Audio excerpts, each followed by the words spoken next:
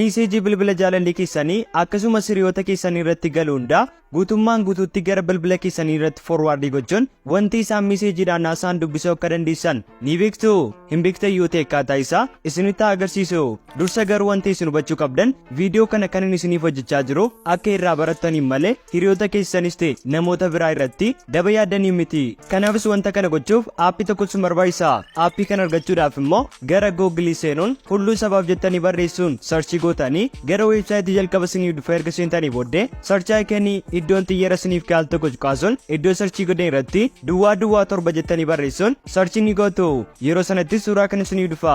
Suuraa isiniif dhufus al tokko kaasuun gara gadiitti yeroo inni barreeffama garaagaraa isiniif banu suuta jettanii haga xumuraatti gadi scrollii gochuudhaan iddoon install jedhu kun aappicha ni buufattu. Akkasumas akkaataa ittiin aappii kana fayyadamtan baruuf immoo gara profaayilii TikTok seenuun mallattoo YouTube gubbaa irratti argamtu taane gara YouTube chaanalii kootti yeroo inni isin geessee jedhu mata duree viidiyoo jedhu jala haala kanaan seentanii xiqqoo ishee gara gajjallaatti gadi scrollii gochuudhaan viidiyoo thumbnail kanaan jiru daawwachuudhaan akkaataa ittiin aappii kana fayyadamtan baruu hin dandeessu. Kanaafis immoo tippiiwwan akkasii guyyaa guyyaan argachuuf viidiyoo kan laayik gochuu akkasumas illee follow gochuun dagatinaa.